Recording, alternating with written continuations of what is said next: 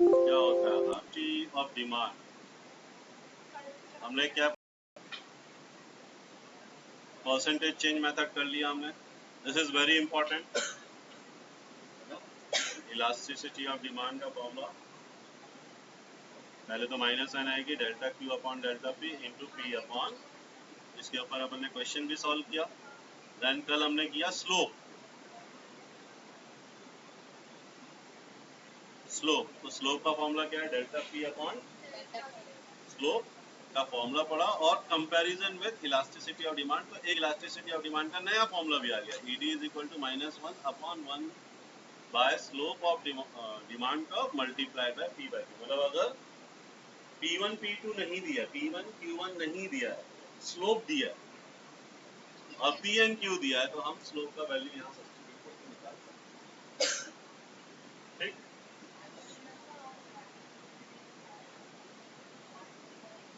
और क्या हमने पढ़ा, स्लोप ऑफ डिमांड का, वो इलास्टिसिटी ऑफ डिमांड का के बारे में दो इंपॉर्टेंट फैक्ट पढ़ा हमने। डिमांड, स्लोप ऑफ डिमांड का is a simple ratio, whereas elasticity of demand is multiple of two ratio ना, ये दो रेशियोज का मल्टीपल, ये सिंगल रेशियोज, राइट। और रिलेशन वही, राइट, मतलब हम स्लोप भी यूज कर सकते हैं, ईडी निकाल सकते हैं। Slope is an absolute value, sir slope is an absolute value. Absolute value मतलब दो number, whereas elasticity of demand is percentage. Elasticity of demand is percentage, मतलब जैसे कि स्लोप आया 1/2, इसका मतलब क्या है, चेंज इन प्राइस 1 यूनिट हुआ तो चेंज इन क्वांटिटी 2 यूनिट, मतलब वो 1 रुपीज हुआ तो ये 2 kg हुआ, लाइक प्राइस में 1, ऊपर इसके फॉर्मूला में delta P by delta Q है ना, मतलब न्यूमरेटर में प्राइस आता है, डिनोमिनेटर में क्वांटिटी आता है। ठीक है, तो अगर समझो मैं शक्कर की बात कर रहा हूँ और क्वांटिटी में kg मिलेगा, तो 1 रुपया बढ़ने से, न्यूमरेटर में जो प्राइस है 1 रुपीज बढ़ने से 2 kg डिमांड की क्वांटिटी में फर्क आया, बढ़ने से 2 kg घटा, घटने से 2 kg बढ़ा। ठीक, मतलब यहाँ पे यूनिट है, प्राइस हमेशा रुपीज में होगी, क्वांटिटी केजी में हो सकता है, लीटर में हो सकता है, जो।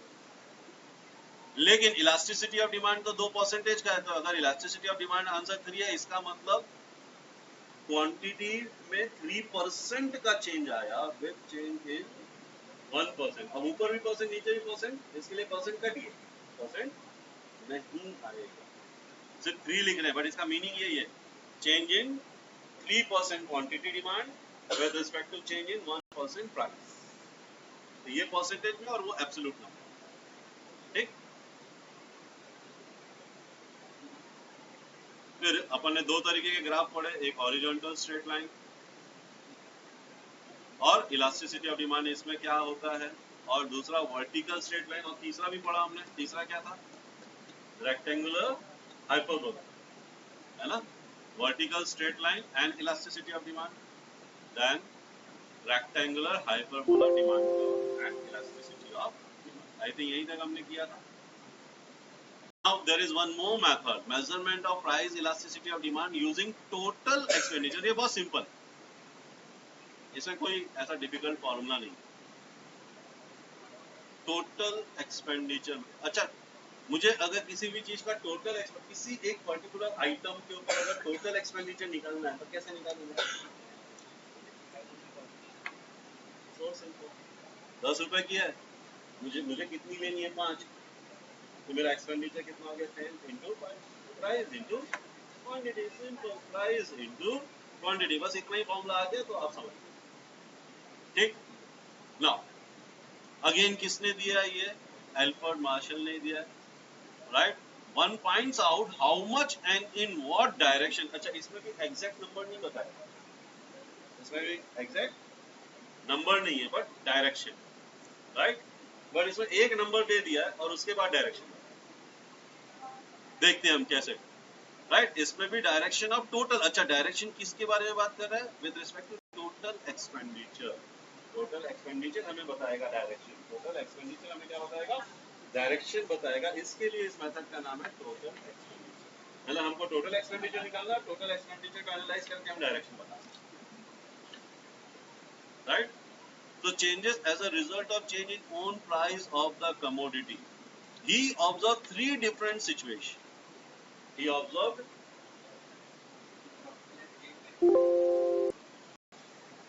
तीन different observation है. पहला observation क्या है? If rise or fall in own price, if rise or fall in own price of commodity has no change in total expenditure. मतलब प्राइस राइज हुआ, क्वांटिटी क्या हो गई, गिर गई, दोनों का मल्टीप्लिकेशन पहले जो था वो बाद में भी वही था, है ना? सिंपल. मतलब समझो प्राइस है 10 और क्वांटिटी है सपोज 20, टोटल कितना हो गया 200. अब इसका अगर प्राइस हो गया, समझो प्राइस हो गया से 5, तो क्वांटिटी हो गई 40, टोटल फिर भी 200 है. हमारा total expenditure is same, no change in total expenditure, total expenditure remain same. ये एक पॉसिबिलिटी है. This possibility is called unitary. Unitary का मतलब क्या होता है? यूनिटरी का मतलब क्या होता है? What is the meaning of word unitary?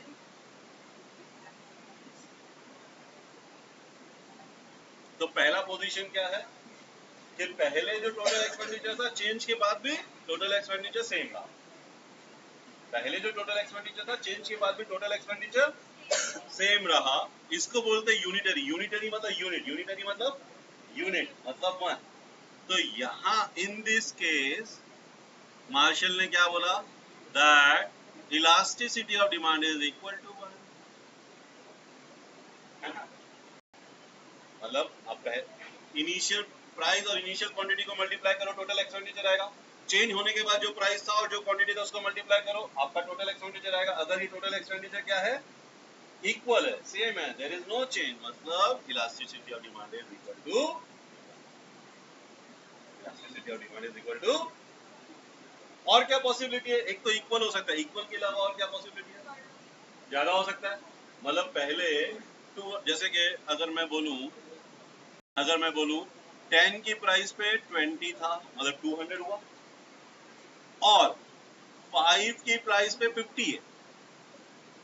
Price गिरा तो क्वांटिटी बढ़ गया. इसका प्रोडक्ट कितना है?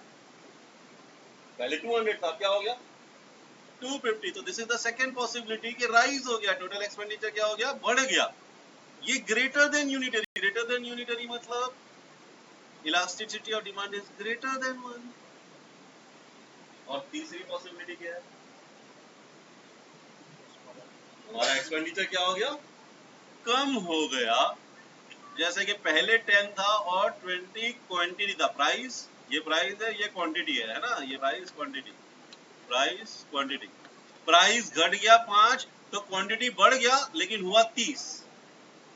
तो पहले कितना था? 200 था. अभी 5 into 30 कितना हो गया?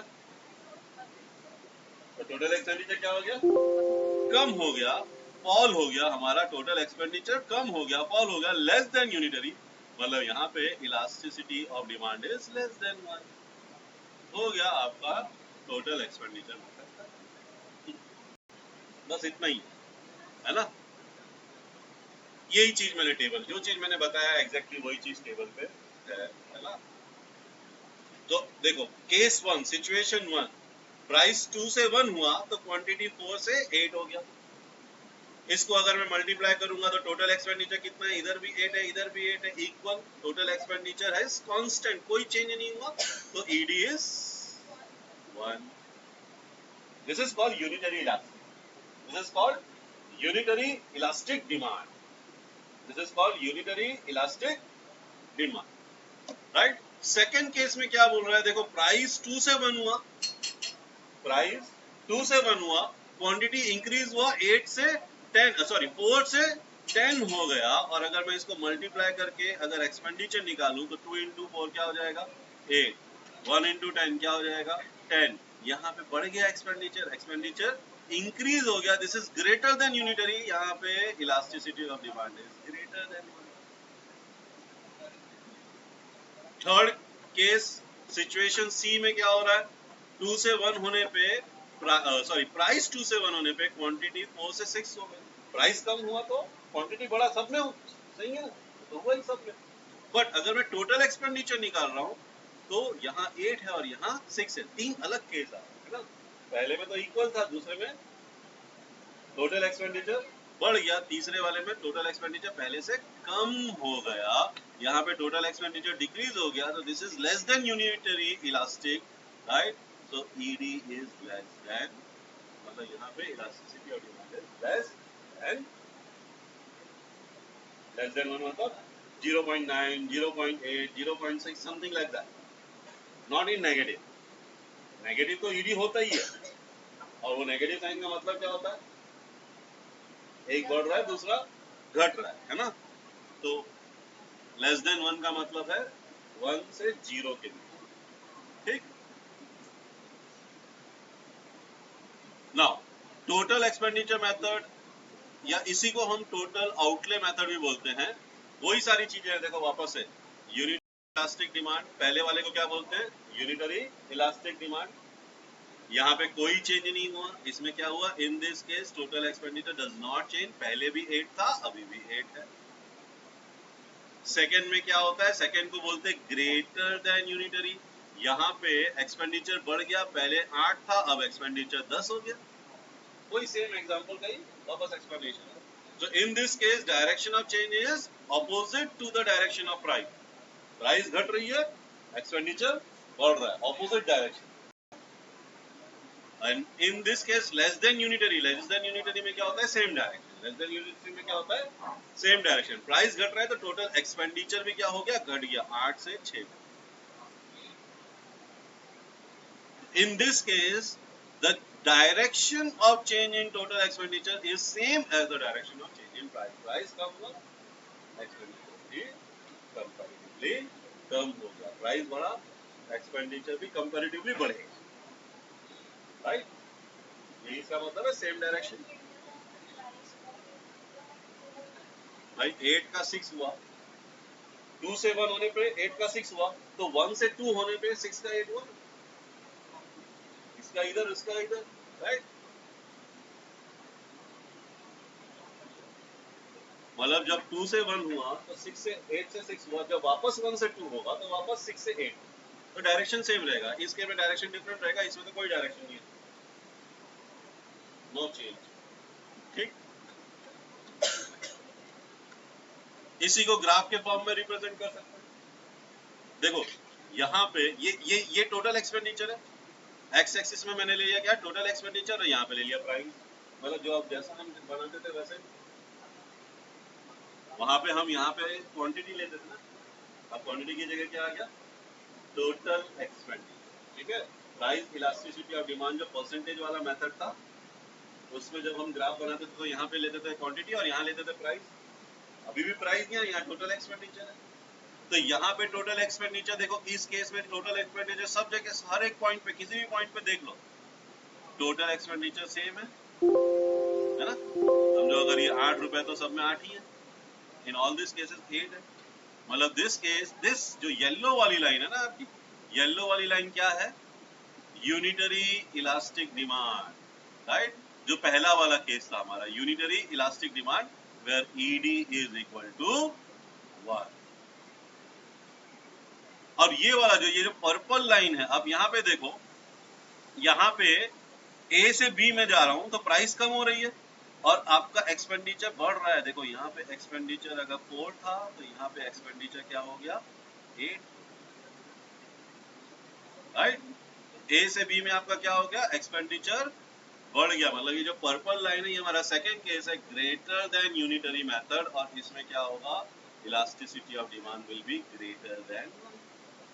और ये जो नीचे वाला केस है, जब मैं सी से डी पे आता हूँ, देखो सी से डी पे आता हूँ, सी से डी पे आता हूँ, मतलब जब यहाँ से प्राइस घटा तो हमारा एक्सपेंडिचर क्या हो गया, कम हो गया, पीछे चली गई, मतलब सेम डायरेक्शन घटा, तो ये क्या हो गया, less than unitary elastic demand, यहाँ पे ED will be less than. तो याद रखना direction, opposite direction ED greater than 1, same direction ED less than, no change ED equal to no change, तो बड़ा सिंपल, ठीक। मतलब अगर प्राइस इंक्रीज हुआ और टोटल एक्सपेंडिचर भी इंक्रीज हुआ, प्राइस डिक्रीज हुआ, टोटल एक्सपेंडिचर भी डिक्रीज हुआ, तो ये वाला केस लेस देन यूनिटरी, मतलब ED less then. Understood? Understood? Price decrease होने से टोटल एक्सपेंडिचर इंक्रीज हुआ, उल्टा, या प्राइस इंक्रीज होने से टोटल एक्सपेंडिचर, दोनों केस ये वाला केस है, ED is greater then. Simple है एकदम, बस यही हो गया। चलो इस क्वेश्चन को थोड़ा सा एनालाइज करके बताओ क्या आएगा। पहला क्या केस है, दूसरा क्या केस है और तीसरा क्या केस है।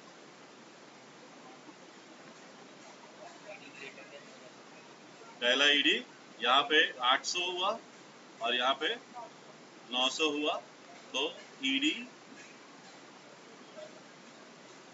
Is greater than 1। यहाँ पे इंक्रीज हो गया है ना। ओके, सेकेंड वाला यूनिटरी 800, यहाँ पे नो चेंज, तो ED, so this is unitary. Okay, this is unitary and this is greater than unitary. Okay, यहाँ पे 800 and 700 यहाँ पे डिक्रीज हुआ। Okay, so ED less than 1 है ना, तो ये सेम डायरेक्शन है ना। देखो अब यही चीज मैंने इंक्रीज करके बता दी। क्या बोल रहे हो? हाँ, तो फिर गलत बोला आप लोगों ने। आप सोचो फिर से, डायरेक्शन इंपॉर्टेंट है ना। चलो फिर से मैं दिखा रहा हूँ, यहाँ क्या डायरेक्शन है, यहाँ तो कोई डायरेक्शन नहीं है, ठीक। इसमें देखो क्या डायरेक्शन है, और इसमें अपोजिट डायरेक्शन है, ग्रेटर देन 1। इसमें देखो डाउनवर्ड डायरेक्शन, ये भी डाउनवर्ड गया, ये भी नीचे गिरा।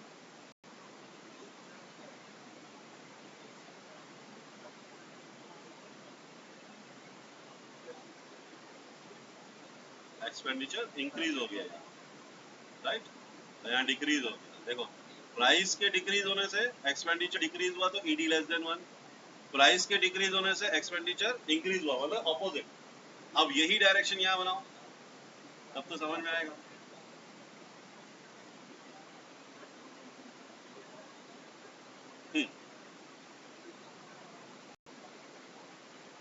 चलो फिर से आओ, पहले ये बताओ इंक्रीज है कि डिक्रीज है। देखो यहाँ तो ये तो इंक्रीज है ना, ये भी इंक्रीज है, ये भी इंक्रीज है, ये भी इंक्रीज है, ठीक है। ये 800 का 900 हो गया, ये 800 का 800 हो गया, और ये 800 का 700 हो गया, ठीक है। यहाँ पे क्या हुआ, इंक्रीज हुआ, यहाँ पे क्या हुआ, नो चेंज। नो चेंज में तो कोई प्रॉब्लम ही नहीं है। यहाँ पे डिक्रीज हुआ। बताओ ये वाला डायरेक्शन और ये वाला डायरेक्शन सेम है, तो सेम डायरेक्शन में क्या होता है, ईडी लेस देन 1 है ना, लेस देन यूनिटरी। ये वाला देखो इंक्रीज होने में डिक्रीज हो रहा है, ईडी ग्रेटर देन 1, तो ये है greater than unitary, this is unitary, ठीक। तो ये डायरेक्शन जरूर बना लेना, that is important. Now last topic, factor affecting the price elasticity of demand. Price elasticity ज्यादा होगा, कम होगा, नहीं होगा, क्या क्या फैक्टर है इसमें से कुछ एक दो फैक्टर हमने पढ़ा था। जीरो इलास्टिसिटी कब होती है, जैसे लाइट सेविंग ड्रग है ना। तो उसी तरीके से और भी बहुत सारे फैक्टर्स हैं जिसमें कुछ ऊपर ज्यादा हो सकता है, मतलब ये फैक्टर होने से बहुत ज्यादा होता है इलास्टिसिटी ऑफ डिमांड, ये फैक्टर होने से कम होता है ना। तो सबसे पहला है nature of commodity. Ordinary necessities like salt, kerosene, match box, season oil, ये सब नेसेसरी चीजें, इनके बिना हम खाना बना नहीं पाएंगे, और खाना तो बहुत जरूरी है। तो नेसेसरी आइटम्स होती है, they are relatively inelastic, they are relatively inelastic. जो नेसेसिटीज है, सॉल्ट, बिना सॉल्ट के खाओगे खाना? तो सॉल्ट का प्राइस कितना भी बढ़ जाए फिर भी क्वांटिटी चेंज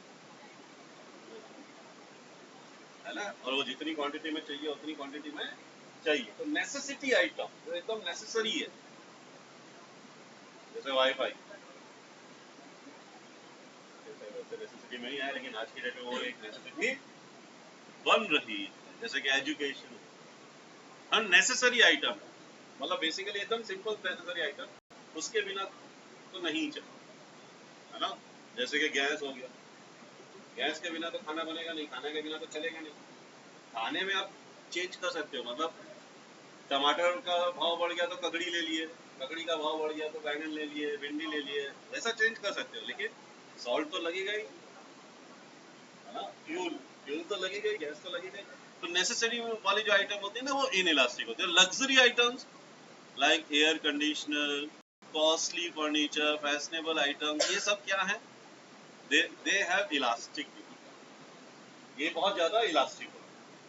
प्राइस चेंज होता है तो इनका डिमांड में बहुत चेंजेस आता है, ठीक है। फिर इसके अलावा जॉइंट डिमांड गुड्स, ऐसे ऐसे गुड्स जिनका जो जो एक साथ खरीदे जाते, जिसकी जरूरत एक साथ होती है, like milk and tea leaves. Tea leaves लिया तो मिल्क की जरूरत है, मिल्क लिया तो टी लीव्स की जरूरत है ना। तो उसमें क्या होता है, एक के चेंज में होने पे दूसरा का चेंज, मतलब एक प्रोडक्ट में जब चेंज आता है तो दूसरे प्रोडक्ट के डिमांड में भी चेंज आता है। जैसे कि bread and butter, pen and ink, camera and film, pencil, eraser, okay correct. Pencil जिसको जरूरत पड़ती है उसको इरेजर की, जो पेंसिल सापना ज्यादा बेटर बोल रहा है, पेंसिल लगेगा तो सापना पे लगेगा। मोबाइल एंड चार्जर, ठीक। Then availability of substitute, demand for goods which have close substitute, ऐसे चीज जिनका बहुत क्लोज सब्स्टिट्यूट, जिनका बहुत क्लोज सब्स्टिट्यूट है, वो बहुत ज्यादा इलास्टिक होते हैं, है ना, आर मोर इलास्टिक। जैसे अभी मैंने बोला सॉल्ट, सॉल्ट का तो सब्स्टिट्यूट ही नहीं है ना, सॉल्ट का, सॉल्ट नहीं डालोगे सब्जी में तो क्या डालोगे, देयर इज नो सब्स्टिट्यूट, है ना। तो वो इन इलास्टिक होगा। लेकिन ऐसे आइटम जिनके सब्स्टिट्यूट, जैसे कि एप्पल है, ऑरेंज है, एप्पल महंगा हुआ मैं ऑरेंज लेने लगूंगा, दोनों से मुझे एक ही टाइप का फायदा, एक ही टाइप के विटामिन मिलूंगा, है ना। जैसे कि सब्जी में अगर भिंडी महंगी हो गई मैं टमाटर खरीद लूंगा, टमाटर महंगे हो गए मैं भिंडी खरीद लूंगा।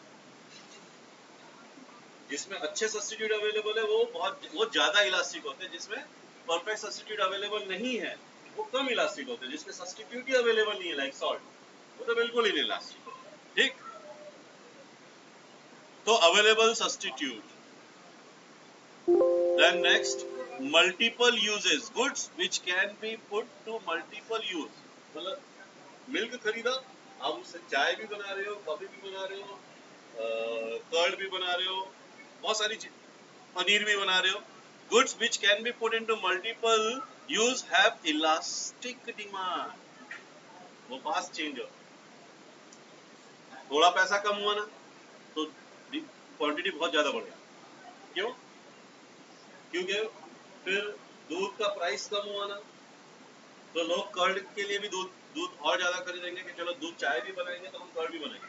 जब प्राइस बढ़ेगा ना तो कर्ड हम सीधा खरीद लेंगे, दूध से नहीं, लाइक, है ना। Then postponement of use. Demand will be elastic for goods, the consumption of which can be postponed. जैसे आईफोन अभी ही खरीदना क्यों जरूरी है, अभी सैमसंग खरीद लो, राइट। मतलब जिसको आप क्या कर सकते हो, पोस्टपोन कर सकते हो, जिस गुड्स को आप क्या कर सकते हो, पोस्टपोन कर सकते हो, उसके प्राइस के बढ़ने पे क्वांटिटी बहुत ज्यादा अफेक्ट होती है क्योंकि उसको लोग नहीं खरीदते कि अभी जब कम होगा तब खरीदेंगे, लाइक दैट। तो उसकी जो इलास्टिसिटी है वो ज्यादा होगी, राइट। तो demand will be elastic for good, the consumption of which can be postpone, और consumption of good which can not be postpone, उसकी कम इलास्टिसिटी होगी। है ना? Income level of the buyer, elasticity of demand for a good also depend on the income level. If the buyer of a good are high end, अगर high and वाले मतलब अच्छे income वाले, प्राइस चेंज होने से demand के ऊपर ज्यादा चेंज, प्राइस बढ़ने पे भी वो उतनी ही क्वांटिटी लेंगे जितना लेना है, तो कम ज्यादा होने से ज्यादा चेंज उनके में नहीं आया, right? So elasticity of demand low हो जाएगी. So demand for luxury car by the multimillionaires on other hand, example बोल दिया क्या भाई, मल्टीमिलियनर कार वाले कितनी महंगे हो जाए, जो कार चाहिए वो लेती ही है ना? On the other hand, if the income level of the buyer is low, तो elasticity of demand will be high. Elasticity of demand in general क्या होगा? High होगा, क्योंकि उनको उतने बजट में काम चलाना है. ठीक? Next, habit of consumer. Goods to which consumer become habitual, like addicted हो गया, will have inelastic demand. ठीक है? Addiction हो गया ना, कई लोगों को कॉफी का, चाय का बहुत एडिक्शन हो गया कि दिन में 4 कप चाय तो चाहिए, एक सुबह चाहिए, एक दोपहर को खाने के बाद चाहिए, एक शाम को खाने के बाद, नाश्ते के बाद चाहिए, और एक रात को खाने के बाद चाहिए. चाहिए तो चाहिए ही चाहिए. अगर ऐसा एडिक्शन हो गया, प्राइस कितना भी ऊपर जाए वो भी उनको उतना चाहिए ही चाहिए, ही जाएगा, डिमांड में कोई फर्क नहीं हो, right? Proportion of income spent, proportion of income spent, goods on which consumer spend small proportion, जिसके ऊपर ज्यादा खर्चा नहीं करता, थोड़ा खर्चा करता, वो ज्यादा इलास्टिक नहीं हो. तो जो कम खर्चा कर रहा है, उसमें ज्यादा बढ़ेगा तो भी ठीक है. मतलब जिसके ऊपर महीने में 100 ही रुपए खर्चा कर रहा है, अगर उसके ऊपर उसकी प्राइस बढ़ जाती है, 120 करना पड़ जाए तो ठीक है, फिर भी क्वांटिटी कम नहीं करेगा. किसी आदमी की इनकम 10,000 है, किसी चीज के ऊपर 100 रुपए खर्चा कर रहा है ना, अगर वो 100 की जगह 150 भी करना पड़ जाए, बढ़ जाएगा तो 150 भी कर लेगा, क्योंकि बहुत बड़ा प्रोपोर्शन नहीं है.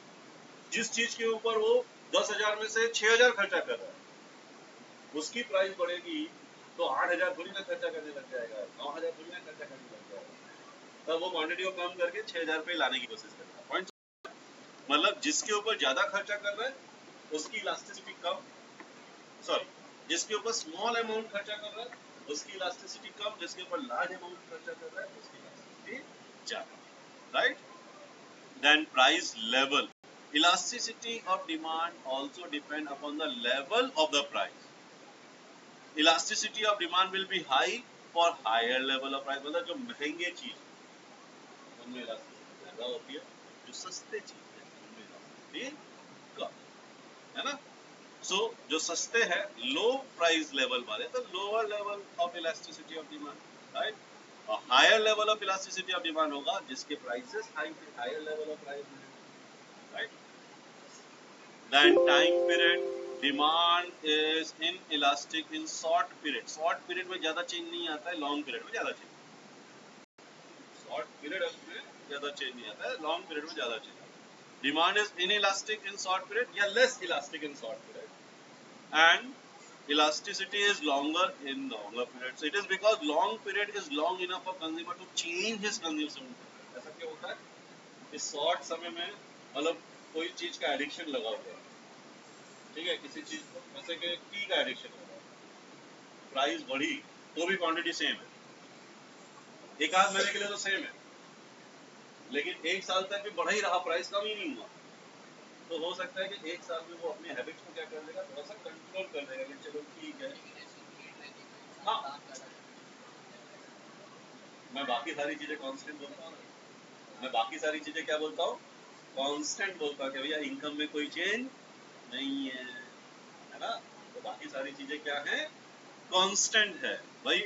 एक चीज के प्राइस, एक चीज का प्राइस बढ़ा तो दूसरे का घट भी गया होगा तो भी वो लेवल हो जाता है, लेकिन ऐसे सोचेंगे तो फिर कुछ भी स्टडी नहीं कर पाओगे. ठीक, बाकी सारी चीजों को हम क्या मानते हैं, कांस्टेंट मानते हैं. ओवर अ टाइम पीरियड कई बार लोग अपने कंजम्पशन हैबिट को चेंज करके, कंट्रोल करके, इसमें थोड़ा बहुत चेंज आ सकता है. इसके लिए शॉर्ट टर्म में चेंज कम आता है, लॉन्ग टर्म में चेंजेस ज्यादा, with the same level of change, है ना?